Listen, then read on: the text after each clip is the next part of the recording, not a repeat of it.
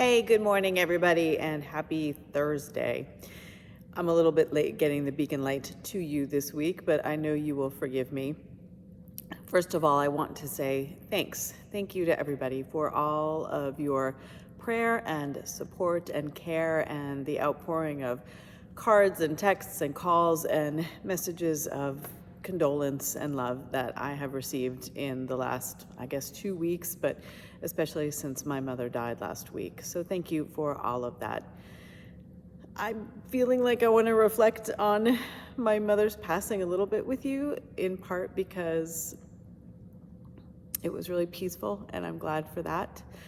And in part because my mother and father, in the end, my mother gave us a really wonderful gift, which was clarity about her wishes for the end of her life. And that enabled me, with the support of my family, to get her home and to make her comfortable at home for her passing.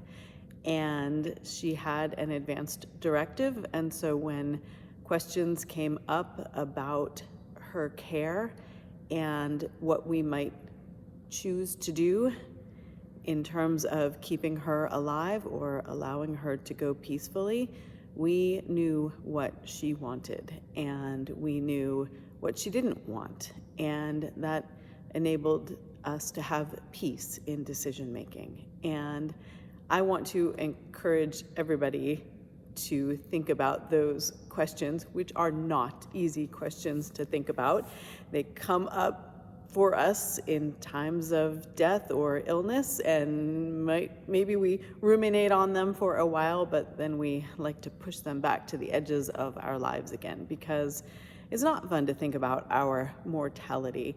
But recognizing our mortality is a gift in itself, because it opens up new ways of being for us. And there's a book that some of you may know. I think this church read it for Reformed readers some time ago, but it's by Atul Gawande, and it's called Being Mortal.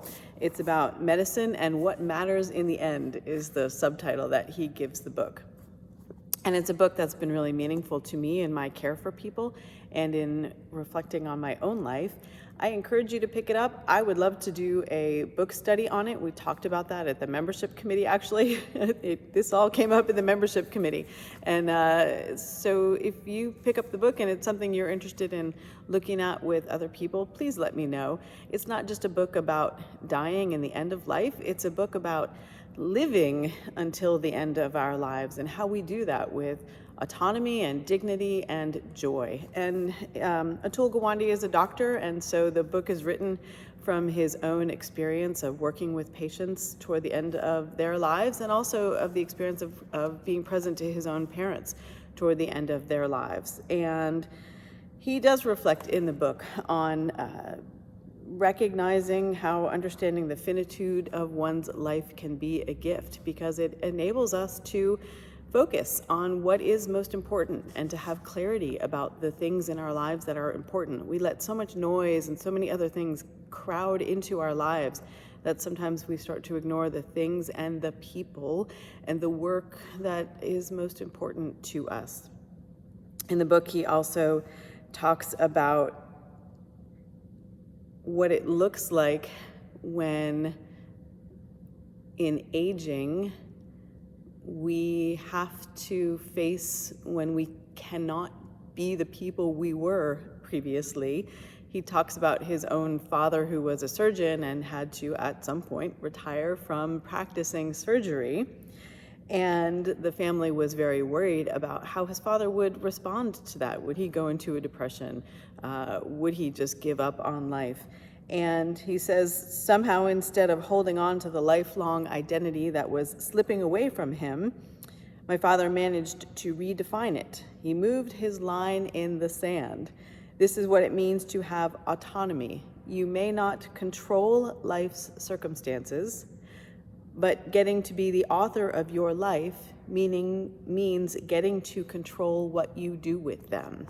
And I loved that way of thinking, and I saw my own parents doing that. They could not control life circumstances. They could not change the fact that my mother had a diagnosis of brain cancer, but they seized upon the things that they could control so that my mother could have the quality of life that she wanted until the end. So I encourage you to read this book. Again, Atul Gawande, Being Mortal, Medicine and What Matters Most in the End. I would love to have a book study about it. Let me know. And thank you to all of you for everything that you have enabled in terms of me being present to my parents. I said thank you to the staff on Tuesday, to Allison for jumping in on that Sunday when I called on Friday and said, hey, can you please preach this weekend or find someone else to preach? And she said, I'll take care of it. And I knew she would. And the rest of the staff has always been tremendous whenever I've had to drop things and head out there to take care of them. And so has the session, and so have all of you. So thank you. Thank you very much. And thanks for your ongoing prayer. I really appreciate it all.